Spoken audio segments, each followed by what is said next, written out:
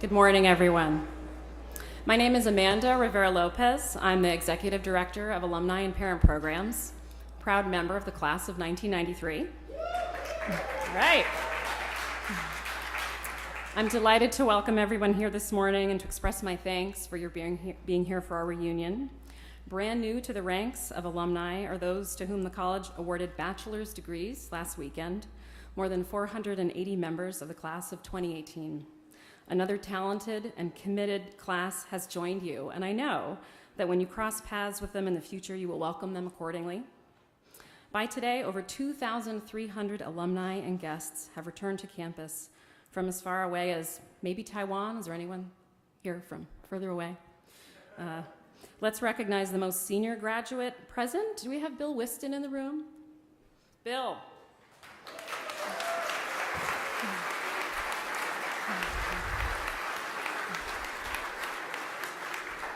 This is Bill's 75th reunion, class of 1943.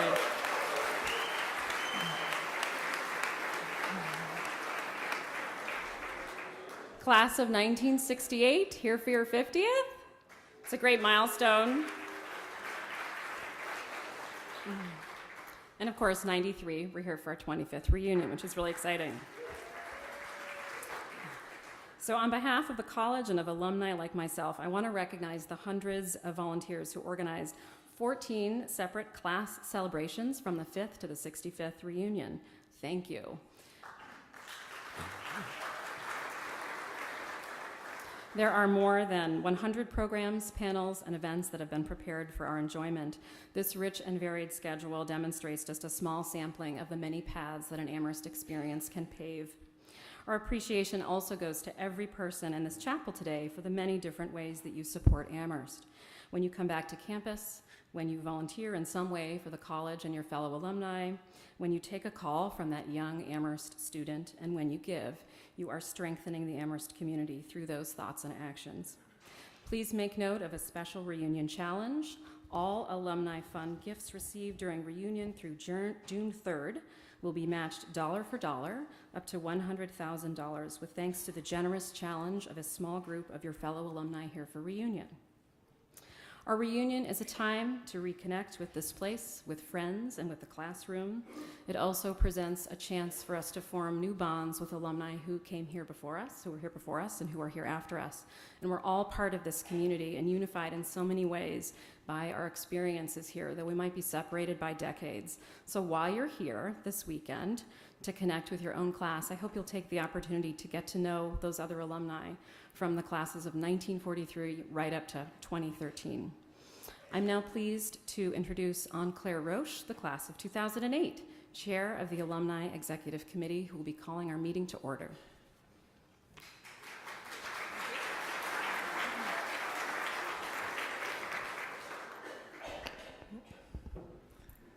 Good afternoon. Thank you, everyone, for being here. I'm happy to welcome you on behalf of the Executive Committee of the Alumni Council. Excuse me. The Society of Alumni comprises everyone who has graduated from, matriculated to, or received an honorary degree from Amherst College, while the Executive Committee is the group charged to transact the business of the Society of the Alumni and to work with the college to support and promote engagement. The booklet you were given has more information on the Executive Committee, its mission statement, and membership. Now, let us move on to the business of the Society of the Alumni. The minutes of the 2017 annual meeting of the Society of the Alumni are here, and they should be in hand with all of you. But they will not be read unless it is the pleasure of the meeting to do so.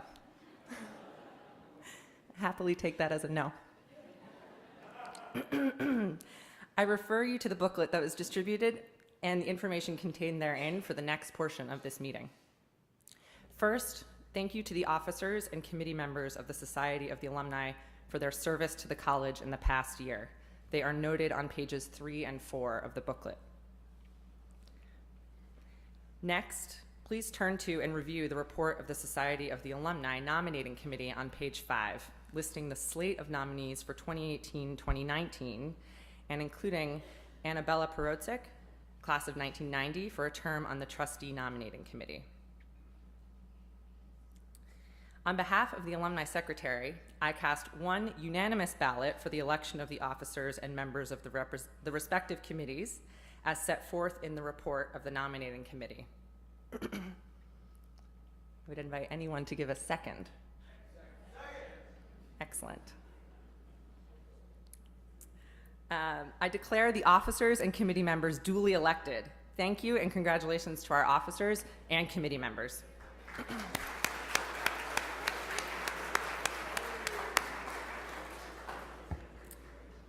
Now, to the results of the 2018 Alumni Trustee election on page 6 of your booklet.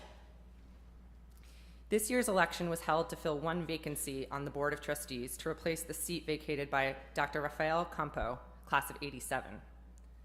The polls closed at noon on Monday, May 14th, and of the 23,212 eligible voters, 3,561 cast a ballot, representing 15.3% of the eligible voters.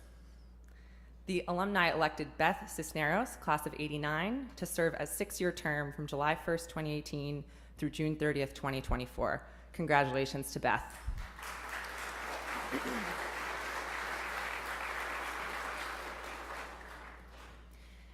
A special thanks to John Kim, class of '89, and Saba Inor Cervez, Dr. Saba Inor Cervez, class of 1990, for standing election this year. Next, please turn to the resolutions relating to the annual fund and the budget of alumni and parent programs, as noted on pages 7 through 9 of your booklet. All in favor of the resolutions, please say aye. Excellent. Any opposed? What we like to hear. The budget resolutions are so approved. You will find a brief report of the annual fund, progress to date, and details of an exciting reunion challenge on pages 10 through 12 of your booklet. Any gifts received before June 3rd will be matched dollar for dollar up to $100,000 by a small group of alumni in reunion years. Now, let us turn to one of the highlights of reunion, the opportunity to hear from our president. Please join me in welcoming the 19th president of Amherst College, Carolyn Biddy Martin.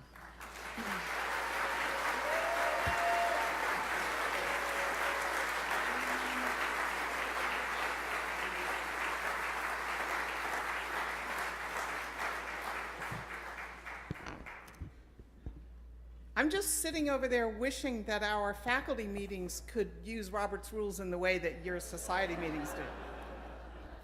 Just kidding. Good morning. There are too few sources of intergenerational community in the United States. So says one of my favorite writers, Marilyn Robinson. And college and university alumni bodies are one of the few remaining that work, according to her. And I happen to agree with her, with Amherst as an example. She says we choose our colleges if we have a choice in order to be formed by them. And if the graft takes, we consider ourselves ever after to be members of that community. As one consequence, graduates tend to treat the students who come after them as kin and heirs. Certainly Amherst alumni do. She goes on, graduates take pride in the successes of people in classes 40 years ahead of them or 40 years behind their own. They have a familial desire to enhance the experience of generations of students who are in fact strangers to them. Thank you all for being those alumni who for a very long time have cared about the successes of graduates of Amherst who are 40 years your seniors or your juniors. No one has been doing that longer than Bill Whiston. Bill, I want to give you my own thank you for being here and congratulations on your 75th reunion. Amazing.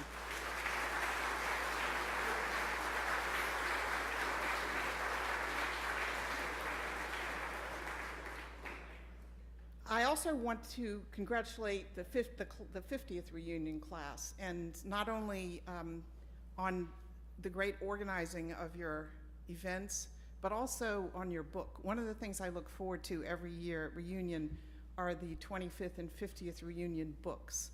And the 50th anniversary book this year had quite an amazing cover. I just wondered who designed that cover. We don't know. Yeah? Well, that was quite a cover. What I also loved about your 50th anniversary book was the attention you gave and the space you gave to Professor Koenig's speeches to you about the importance of the liberal arts. The importance of a liberal arts education which prepares us not for any particular profession, is not pre-professional education in any sense, but prepares us, and now I'm only paraphrasing, for an intellectual life, not a life of a professional intellectual, but for an intellectual life that allows us to become whatever we're capable of becoming.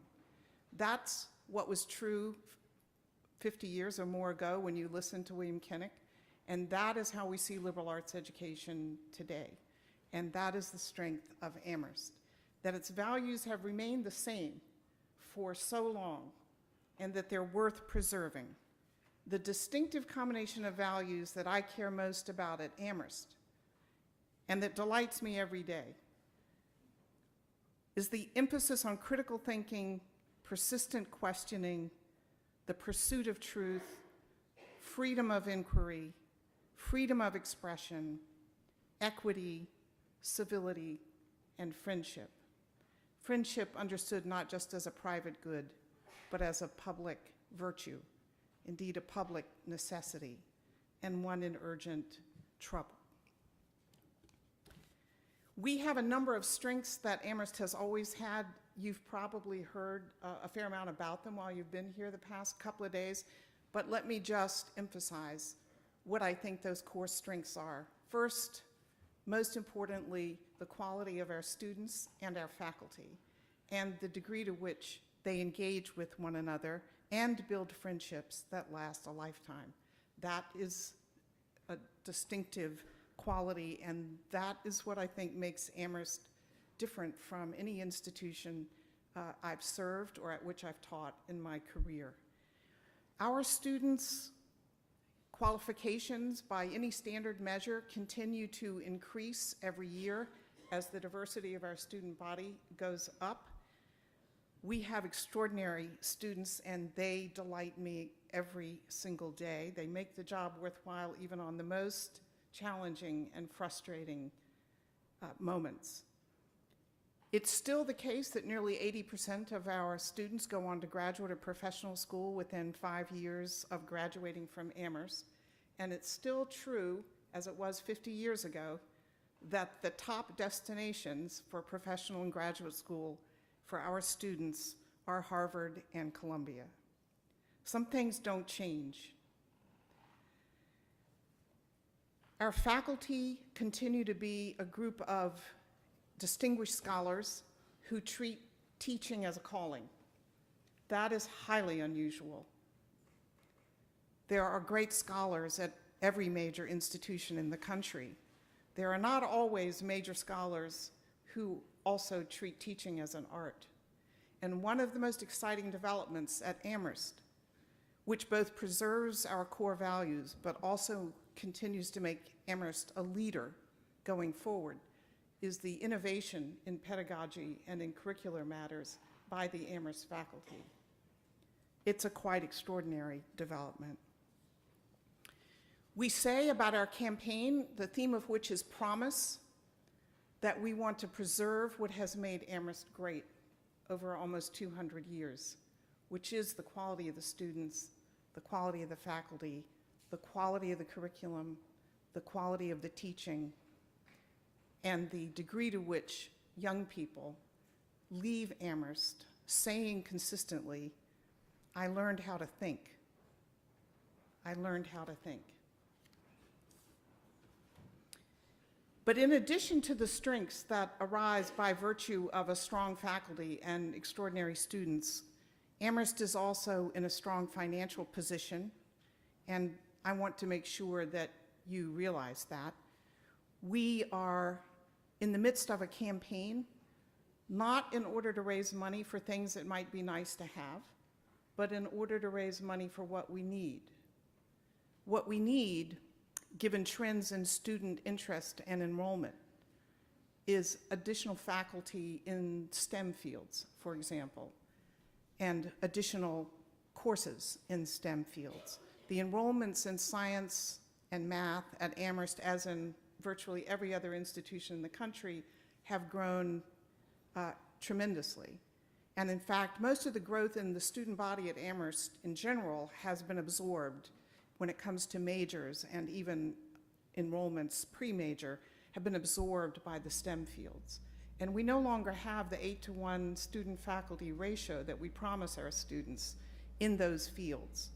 And one of the purposes of our campaign is not only to complete that extraordinary interdisciplinary science center that you probably, I hope, will have seen on its way to completion, but also additional faculty in STEM fields. One of the most wonderful stories, I think, at Amherst is the increase in enrollments across every demographic group at the college in math. It's not only in math, but math is the fastest growing major at Amherst. And it's really the dedication of the math faculty, given that the faculty hasn't grown. Their dedication not only to teaching, but also to intensive advising, so that students from the widest conceivable range of backgrounds can succeed in math, regardless of their high school preparation. That is one of my favorite stories, but one of only a number of stories of how our faculty is both carrying on the tradition of rigor at Amherst while also adapting where needed to ensure equity and inclusiveness. So we're financially strong, but there are things that we need, and the campaign is aimed at ensuring we can continue to attract the most talented and promising students, and that we can keep our promise to educate them in the way Amherst always has, through close colloquy with faculty, low student-to-faculty ratios, and intensive work with every student, and investment in every individual student.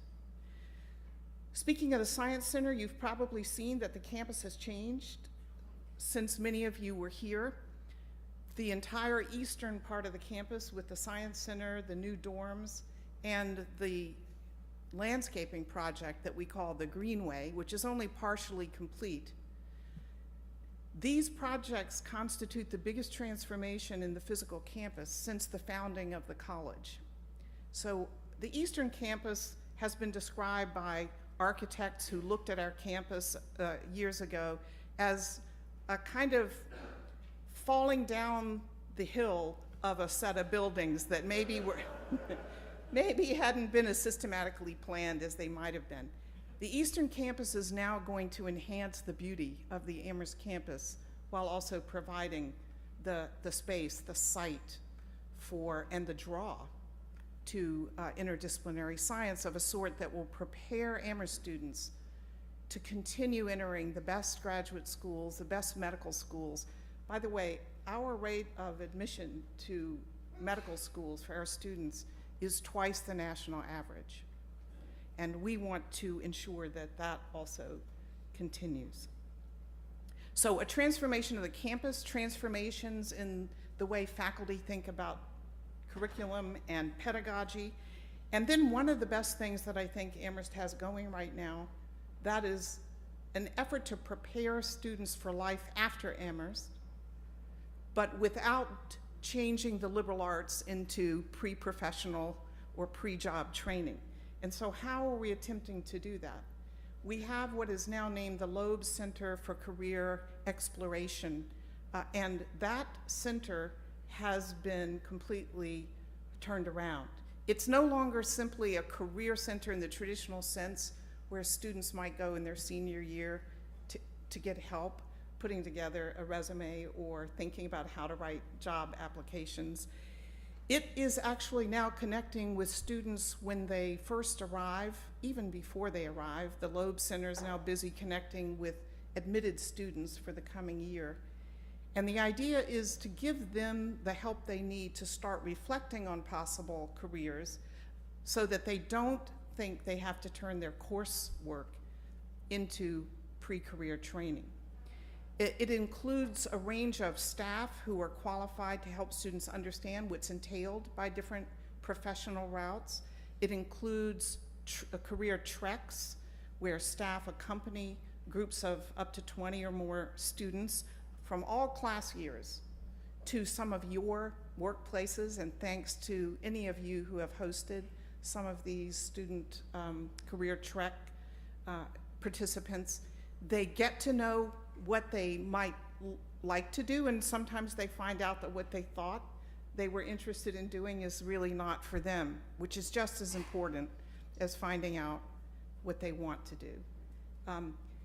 And these connections that are consequently forged with alumni who host not only at their work sites, but also often in their homes, these connections are of course part of what Marilyn Robinson was celebrating when she said intergenerational communities are rare and precious, and they're also key to forms of equity that we're trying to create at Amherst.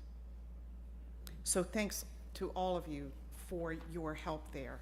Some of you have asked about sustainability and what we're doing in the face of climate change.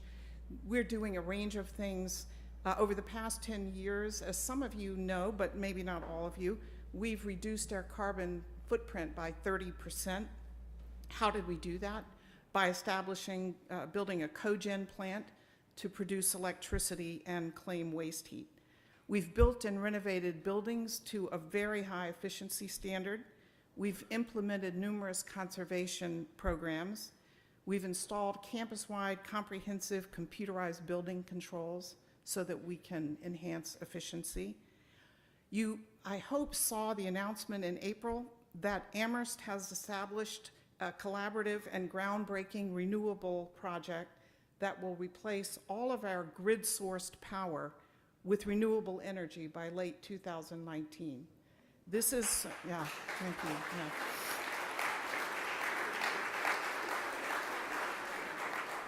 We are part of a collaborative of colleges which will create a critical mass of demand to make utility-scale solar project financially viable.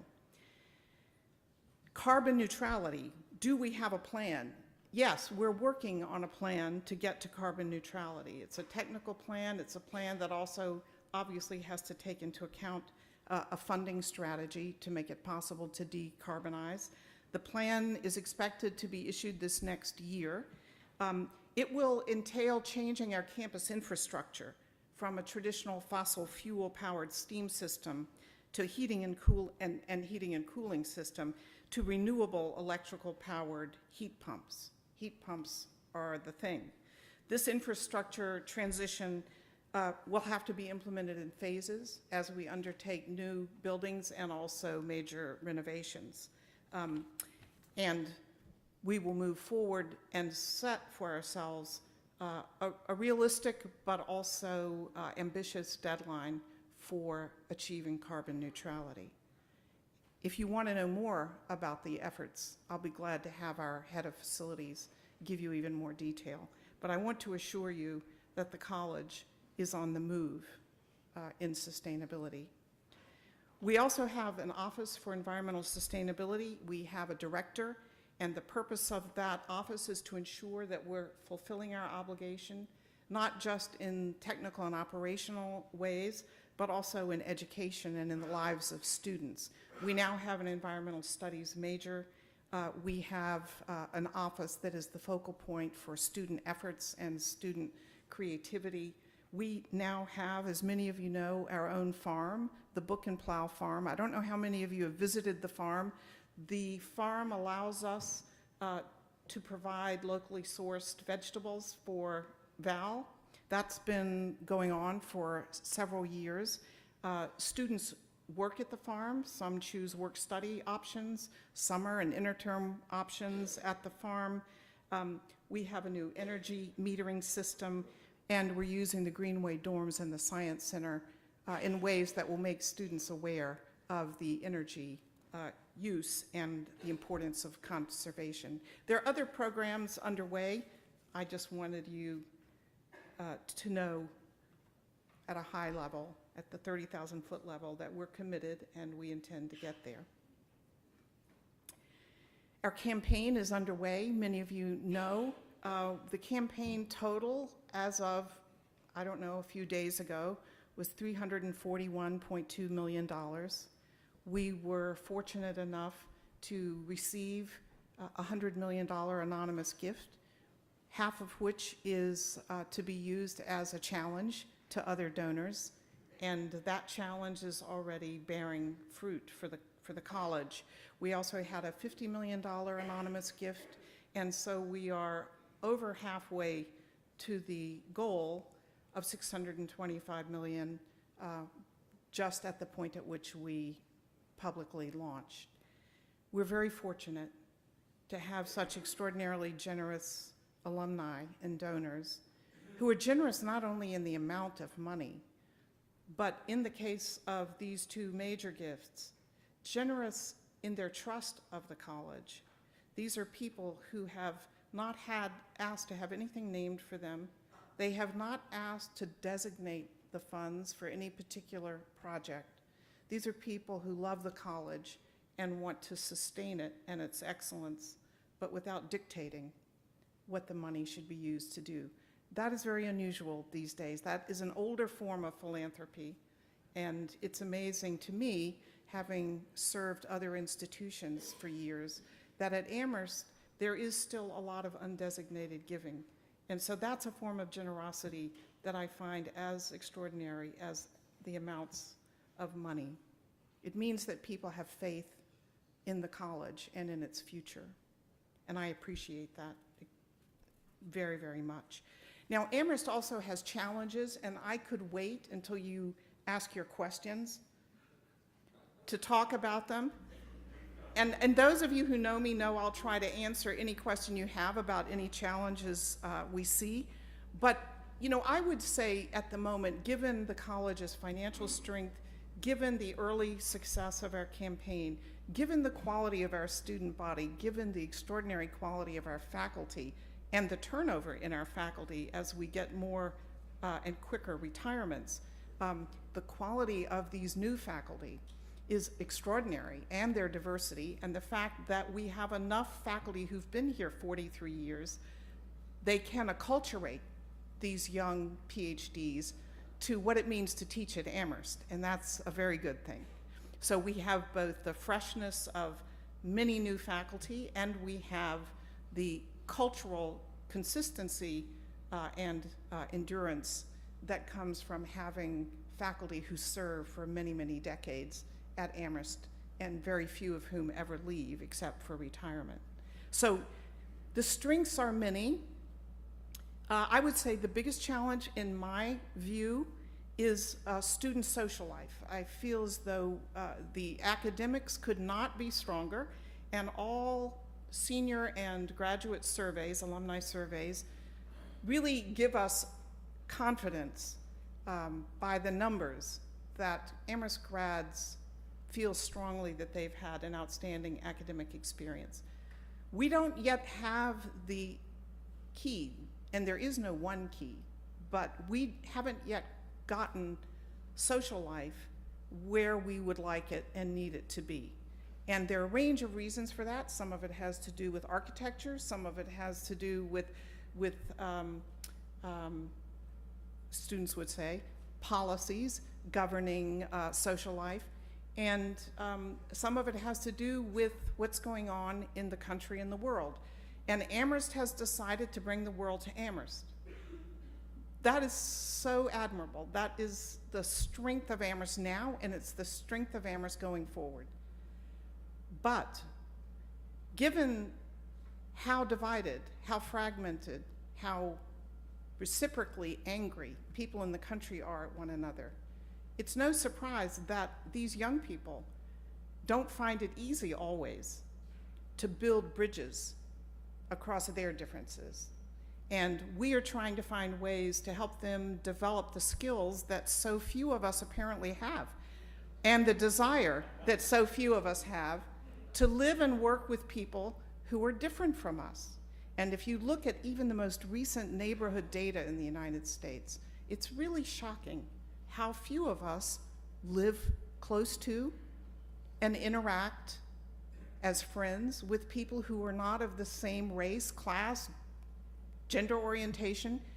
So it shouldn't be a surprise that on the campus we have work to do to help students find their way to one another and build a stronger sense of community. But that, I would say, is the thing I most want to tackle going forward, with the help of the faculty, with the help of the staff, and with the help of any of you who have great ideas, or even not great ideas, just ideas. I think it's a problem that is so extensive and so omnipresent everywhere that any of you who work in this domain or who have given the issues thought will have thoughts and ideas that we would welcome hearing. So please feel free, by whatever means, to let us know what you think about the most promising ways to build community in a setting where we have, as I say, thank goodness, decided that we want a college that represents the country genuinely and truly, and we want to build a future in which that works. It's a challenge. Now, I'm going to close because I know you'd much rather ask questions than hear me continue to go on. I wish I could tell you more about the problems at Amherst, and honestly, on a day-to-day basis, of course, there are many frustrations and problems, but this is a gem of a college, and it's strong, and I think it warrants your support, and it certainly warrants the hard work of all of us who work here. And I've loved being here for 7 years, and I'm going to love being here for longer, so thank you very much.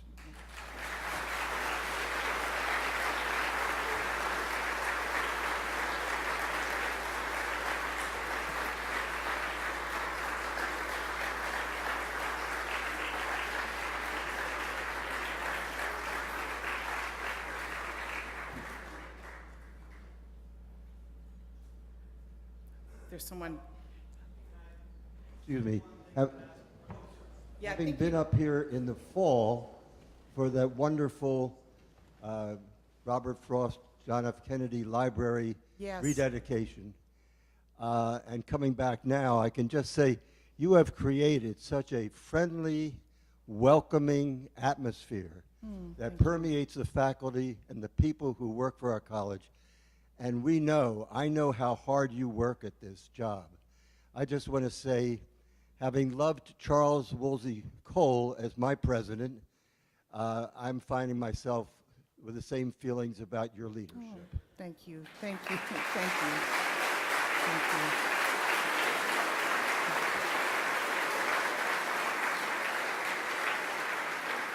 Thank you. Thank you very much. So, I've never been more proud to be an alum than I am right now. And there's two reasons for that. One is, wow, you.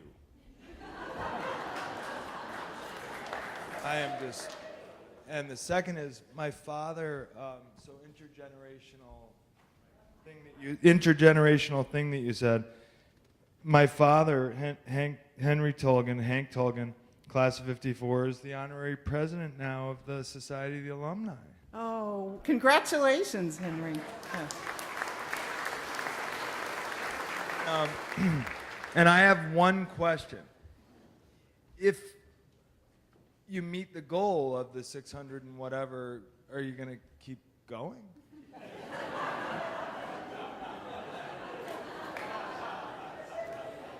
Well, I mean, one could make lots of funny jokes about that and all, but here's what I think is really important. It will depend on first of all, how long it takes to get to that goal, and then whether any really serious needs have emerged in the interim. I really don't want to try and raise money from people just because we can or could. I think we need to convince our alumni and donors that we really know what we need, that the things that we want to do are core to the college's mission. We're not going to create a lazy river through the campus or anything like that. All right, that's one example.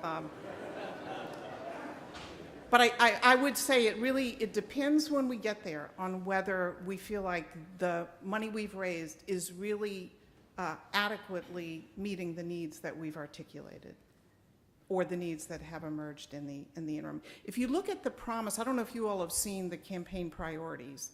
They are very core mission directed. We're asking for money for student scholarships, for faculty research, for more STEM faculty, to help us get rid of the debt for which we used to cover the building of the Science Center. We're looking for support for pedagogical innovation of the sort, some of the examples of which I mentioned, but there are many, many more that are extremely exciting. One of my favorites that Dean Epstein has provided incentives to faculty for doing is international travel with students associated with actual classes. So not just going abroad, but going abroad as a class. We have an example of a group that went in a Wordsworth seminar that went to the Lake District, and they were there for the entire spring break doing research. And when they left, the librarian commented that they had done some genuinely original research and that he had not had a group of students who did such quality work in that setting. These are the kinds of things that we would like students to be able to do. We want to use academic means or intellectual means to help them find one another. And doing things associated with classes is one good way to do that, because the students are already a mix. They're not taking classes as friend groups. They're taking classes because of the faculty and the subject matter. So there are all kinds of things, project-based, research-based, travel-based, that we want to raise money to make possible. So those are really the key, what we think of as needs. The only really urgent need I think we have that isn't on the list now and that could be a reason to continue raising money is that we desperately need a real student center. So when I said part of the problem we face with student social life is architecture, we have a very small student center in Keefe, and students laughingly say to me right now, Keefe is mostly offices, and there's nothing you can actually do in Keefe. You can go to Keefe, there are some good programs that are located in Keefe that students use, but essentially there's no more ping pong, there's no pool table, there's nothing that students can just go and do together. That's not the biggest shortcoming. The biggest shortcoming is we need a student center, not with a lazy river and fancy climbing walls, but we need a student center where the student groups, the different organizations, the different affinity groups, different student interests are co-located and students run into each other as a matter of course. Anyway, you don't want to hear me go on about it. But I'm excited about the prospect of a student center that helps us ensure that students are really building the friendships and the bridges that need to be built. So that is just one example. Yes. Yes. I was here about 3 years ago, and one of the things that a number of the students discussed with me was that there seemed to be a divide between the athletic community and the rest of the student body. I'm wondering, has progress been made in that area to sort of integrate those groups and make them, again, in their social life, interact more? Yeah. So, everyone heard the question? Good. Yes, is there a sense of division or separation, I'm going to call it? I think that's more accurate, just because this isn't true just across the board. But yes, there is a sense of separation between students who are involved in varsity athletes and students who are not. And that's really complicated. The reasons for it are really complicated. Have we solved it? No. Are we working on it? Yes. And we just had a very in-depth faculty report that followed on a report that was chaired by a trustee and a faculty member about how to think about the role of athletics at Amherst. And we are, again, faced with changes in Division III athletics that are nationwide. So the ramping up and professionalization of college athletics has now begun to affect not only Division I, Wisconsin, where I spent many happy hours watching athletics teams, but it also affects Division III, and it affects NESCAC. And so part of the problem is that athletes are, if not required, expected to spend so much time focused on their practice, their preparation, their travel to games, and postseason play, that they end up having less time for the relationships they could be building elsewhere. It's also true, however, that you all know this because your parents and grandparents and aunts and uncles, I mean, this ramping up of sports starts more or less at the cradle level. So if you're not investing in children's participation in pretty highly formal athletics clubs and opportunities, they're not going to play college sports even in Division III. That is really different from when I was in college playing basketball, or many of you were in college. And that's a development that puts a strain now on colleges like Amherst, where we take athletics seriously and we want our teams to be competitive, but we don't want them to be locked away from the rest of the student body. Now, there's even more to it if you want to know more, because it's really interesting. I mean, on the one hand, it's a challenge that has to be addressed, but it's also a really interesting challenge. So, because in NESCAC, historically, coaches have recruited players from a lot of New England private schools, and because NESCAC puts very serious constraints on what coaches can do in the way of recruiting, when they can recruit, that is, at what age of the young people, where they can recruit, not at schools, not in homes. So the combination of all that means that our teams are, on the whole, whiter and wealthier than our student body as a whole. Now, that doesn't have to be a problem, but it certainly presents challenges, and it makes the separation that occurs also by virtue of the professionalizing of sports even more complicated. So sometimes I think when students are talking about the athlete, non-athlete separation, they're sort of using that a little bit as a proxy for class and race and differences among students that are actually broader and more complicated than athlete, non-athlete. The students themselves are working on it. I thought the tensions were lessened this year, more by virtue of what students are doing, because they're sort of tired of, some of them anyway, sort of tired of the notion that there's this separation. We need the coaches to recruit more diverse teams, and NESCAC has relaxed some of its recruiting rules so that that's possible.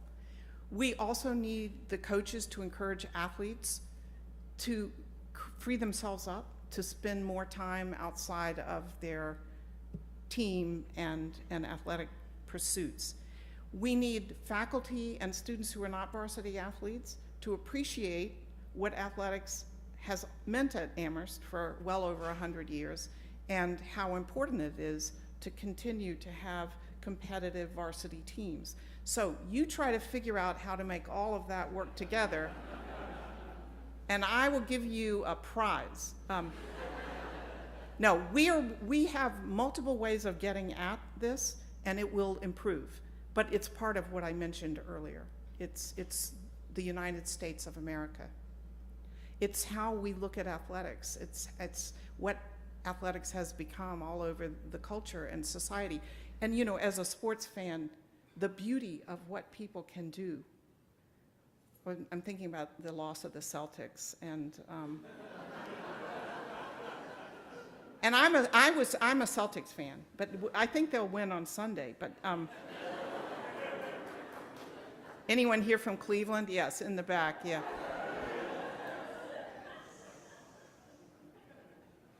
Biddy, could you talk to the downside of an increased emphasis upon STEM? At other universities, there is this sense that it's a zero-sum equation, Yeah. and that what you have in an increased emphasis upon STEM is you have a decline in the humanities. And I just can't imagine Amherst is going to go about it that way. But how are you going to go about this? Well, that is a great question, and something I failed to emphasize in my remarks. Right now, we don't have the significant decline in humanities enrollments that many institutions have, including some of our close peers. But we want to make sure that we don't have a significant decline in humanities enrollment and majors. And we're in the midst of talking about how to ensure that does not occur. Our dean, where's Catherine? Catherine, do you want to talk about this a little bit? No? Well, no, you have to come and talk about it. So what I can say is we are unusually lucky in that over 50% of the class of 2018 were humanities majors. They had at least one major in the humanities. That's remarkable. It's higher than, as far as I know, any other select liberal arts college or major university. So that's a great number. It's a number that we're really going to work on to keep strong. What I would say is students are making decisions based on faculty, and our humanities faculty are fabulous, and that's not going to go away. So at any time, students are deciding to maybe do some things that they think are more practical, but they are also going to humanities classes because they know how amazing they are. We're also really emphasizing how important the humanities are for those in STEM. It is important that when you are applying data and other things to issues, that you know what those issues are and what the context is and what the human dimension of it all is. So there are many, many reasons to keep the humanities strong, and as long as we continue to push that and provide the resources, I think that we will be very successful in maintaining Amherst as both a strong humanities school and also a strong science school. Both are really important.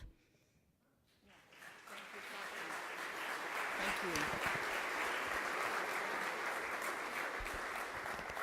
The other thing I can say is that the dean is building up the kinds of things that really matter and that are humanities-based. For example, she's generated a new, with the help of our communications head, Sandy Janelius. I know Sandy's here somewhere. Way up there. An effort to highlight the degree to which we think of Amherst not only as the singing college, but the writing college, and to make a much more hay out of the fact, not only that we've graduated so many great writers, or that there's so many great writers associated with Amherst, but also to highlight the importance of writing to every profession. And the more employers say that the biggest weakness they see in their employees coming out of colleges and universities is their inability to write, and in particular, to make cogent arguments in writing or even verbally, that plays to our strength. The other thing that the dean has done is hire one, and will soon hire another person in public speaking. And what I think is crucial here is sort of the comeback of rhetoric as a focus. And rhetoric, never lost its importance. But in this electronic age, the combination of an emphasis on writing and on speaking could not be more urgent. And I think we're doing the right kinds of things. So in addition to coursework, we have people in the library, people in the writing center, people teaching public speaking, who are working with students in classes and outside of classes. And those additions have been really crucial to making sure students and all faculty understand we have the resources, we are going to invest in the core skills that a liberal arts college ought to be teaching, and that they're important to life after Amherst. So I think we'll be good. And if we're not, we'll change something to make sure that we are. Because, I mean, one of our trustees, Chris Lehane, who is, I don't know his exact position, but I don't, I'm sorry. I'm a humanist. I can't. He's high up in Airbnb, and he's out in Silicon Valley, and he, at a recent board meeting, said not only to us, but to the rest of the board, the following thing: if you keep letting these tech-oriented engineering graduates design everything that we use without any sense, to go back to Catherine's point, of how to make technology that serves human purposes as opposed to defines the human, we're all going to be in trouble. And to have people in Silicon Valley recognize that is a project I think worth pursuing. I really do. So we can hope Lehane can do part of that. Anyway, yes. Oh, up here, yes. Hi, my name is Michelle Carr, class of 1998. I'm here for my 20th. I just want to, echo the sentiment, wow, you. Oh, thank you. Thank you for being here. And 2 questions. You talked about it, and you've touched on a little bit, but I'm curious about your concerns about student social life, and it's amazing that you're paying attention to that, because I'm not sure that I think that administrations in the past would be that focused on it. And you also mentioned about bringing the country to Amherst. Yeah. I'm curious to hear, one, what are the status, or how are things going with, say, the multicultural houses? That was a huge issue when I was a student. Yes. And then I'm also curious, you know, gender issues have always been huge on college campuses. So with what's going on in the nation as a whole, I'm curious how Amherst is continuing to address that. Mm-hmm. Those are great questions. So let me start at the end with the Me Too movement. I think colleges and universities had their Me Too movements earlier.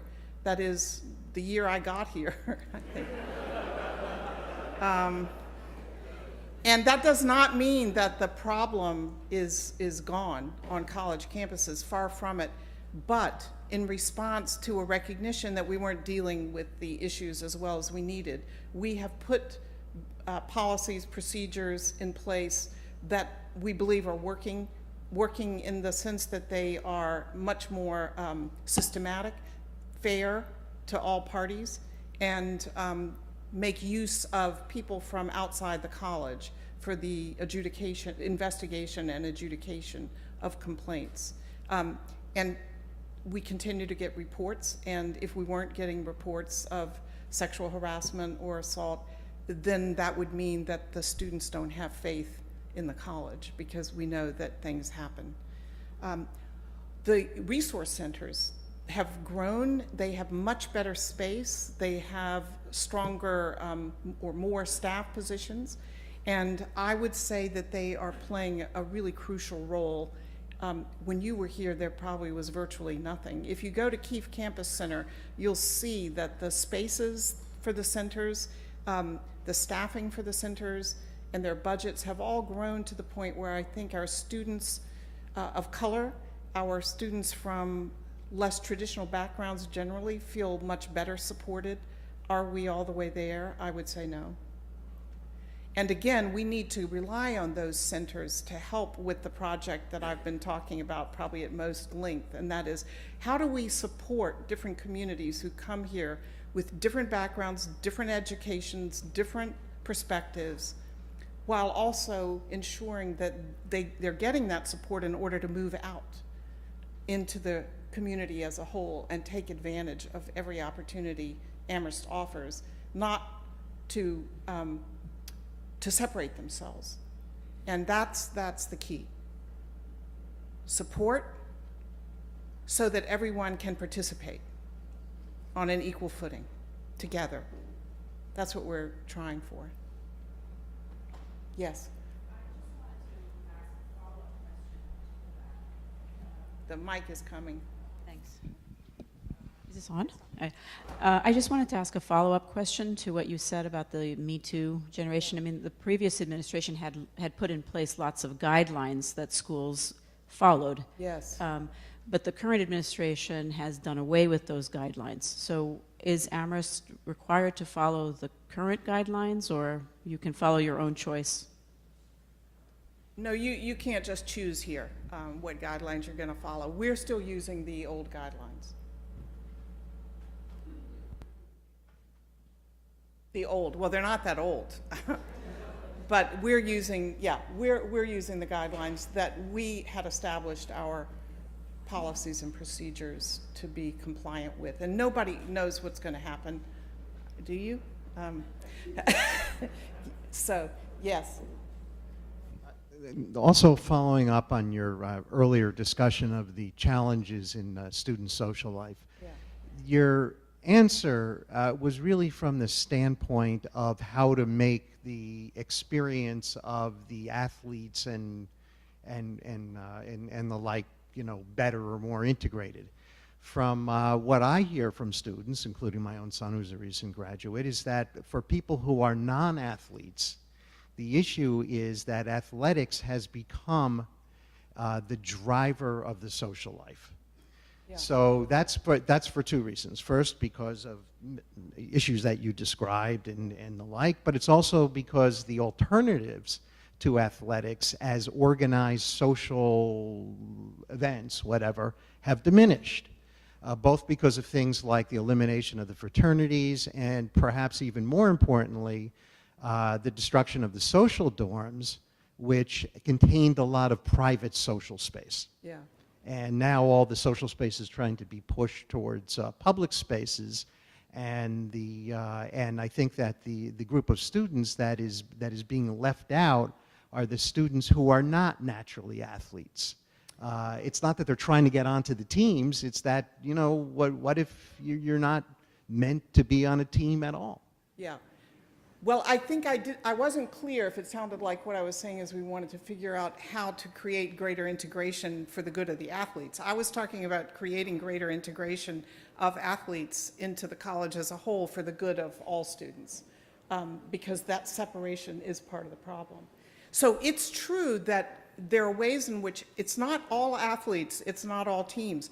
There are some teams that tend to dominate the social life. That's been true for a very long time here. That's not new. And why? It's partly because they have teamness. So if you want to organize something that isn't that easy to organize while you're doing everything else in your life, it helps to be part of a team and also to have the funding to provide refreshments. And so it is the case that some teams have found ways to get into the dorms with better social spaces, and they do sponsor a lot of the parties. What they would say is they don't exclude students who are not athletes, and I think that that's honest, but it's also true that students who aren't athletes don't necessarily want to be added on to their parties. Okay, parties, yes, people are surprised I'm so aware of all of this, but you know what? No, but there's nothing I care about more than students. I mean, I wouldn't be here were it not for how great they are, and I want them to have a good experience, and I want to know what's going on with them. So there are students who are not athletes who do organize social events, and they're very well attended.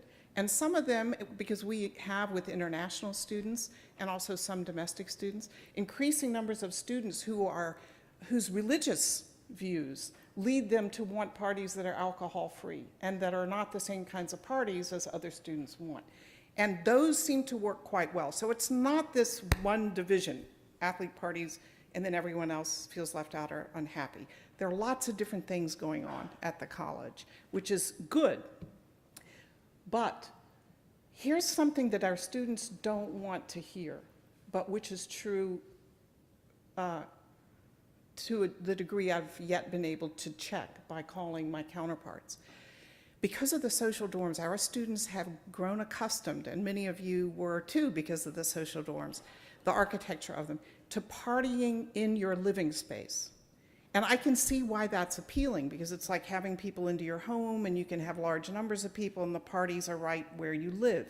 But all the colleges and universities I've contacted this spring say they no longer allow partying in dorms.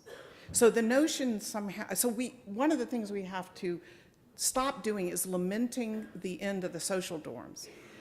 Why? First of all, they had to go because we needed a science center. It's not like we destroyed social life on purpose. No, we didn't. And secondly, we do need better public spaces where students can sponsor party, and much easier access to the means to organize them. And that's where we need to work. But the idea that things are not going to work simply because they're not being able to party in the social dorms is also a kind of ideology that we have to have students get over. Because I wouldn't choose to replicate the social dorms if we built new dorms now. In addition to all the good memories of wild parties, there are a lot of terrible things that happened in those social dorm parties precisely because they were defined as private and there was no supervision whatsoever. So it's a mixed bag. I mean, the social dorms, I understand why people regret their loss. I understand liking the idea of partying in what feels like your living room. But it's with the drinking age and that loss seeming impossible to change, for better or worse, we have a real problem with allowing and even encouraging parties and underage drinking in spaces that are completely unsupervised. And so student safety has to come first, and students hate hearing that. But the idea that we would lose or lose a student or find that one had been seriously injured because of completely unsupervised social life is not something I want as a trade-off to better parties. So yes, there's a problem. You've identified parts of it. It's a little more complicated, and that's why it's hard to get a handle on the best ways forward. But we're going to get there, and I appreciate your point. So I certainly didn't mean what we're trying to do is make life better socially for the athletes. It's the other students that I'm concerned about. And I'm also concerned that there aren't just athletes and other students. That's a misrepresentation. The more we say it, it's like everything else. The more people say there's this divide, whether it's students, faculty, alumni, the more real it becomes. And it becomes more real than the reality warrants. So I would just urge people, if and when you think about it and talk about it and think about what might help, include the complexity of it, because it's just not as simple as a divide. Most things aren't, even the divide in the country. Yes. Yeah, there's someone upstairs too. Yeah. Hi. Okay. I know people are anxious to leave. I had a chance to visit some spaces yesterday, and I was very disappointed in the status of the Octagon, and I wondered if you could touch briefly upon whether or not there are any plans to revamp that space. Good question. The Octagon, no, there aren't immediately. Am I right, Jim? And which, did you see the classroom, the upstairs? Yeah. Yeah. Yes. Yep.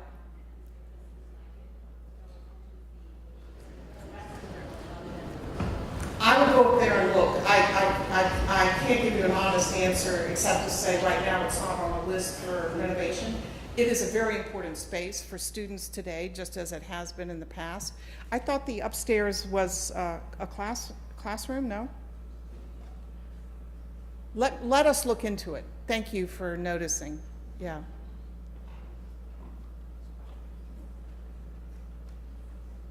Question? I applaud your efforts for trying to build a bridge among the students of diversity of thought and increased emphasis on writing and rhetoric so that perhaps we can learn how to be a civil society again. How does Amherst show its leadership when so many other liberal arts institutions have been bedeviled by problems in not encouraging diversity of thought with outside speakers? Well, yeah, good question. What we're trying to do is make sure that we have diversity of thought with outside speakers, and we've had good luck here. We have issued invitations to people from a range of different political viewpoints, with a range of different political viewpoints.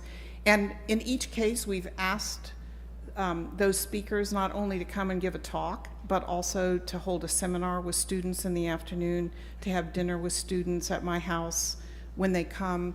And we've had very successful events.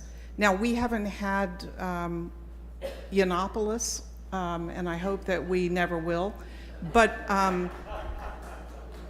we have had, I mean, I think Amherst students want to hear both liberal and conservative perspectives and various perspectives in between, and they want to hear people who have responsible things to say. So we had, for example, over the past few years, Jeb Bush, hugely successful event, Brett Stevens, Krauthammer.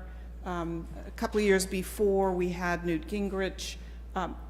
That was actually student-sponsored. The others are events that our communications and events team, working with my office, organizes and tapes and does interviews with the speakers. So what we're trying to do is make this a regular occurrence so that it's a matter of course that people are coming here and they're speaking from a range of different perspectives and they're giving good talks. They're not here to mock or lambast, or they're here to, one of the best talks I've heard in the past few years from any outside speaker was the talk that Ross Douthat gave on the history of conservatism in the United States. And I mean, he talked for 40 minutes without notes. And it was one of the most beautifully argued, beautifully presented talks I've heard in a long time. And you know, the students appreciated it for that reason. So a good, serious talk goes over well. And there was no protest at any of those talks. So that doesn't mean nothing will ever happen here. But our faculty, even before, well before the Middlebury incident, had decided through the Committee of Six to write its own statement of academic freedom and freedom of expression based in part on one the University of Chicago had written. And I think ours is even better because it's shorter and more to the point. So, you know, we care about it. Okay. We should go now? Okay.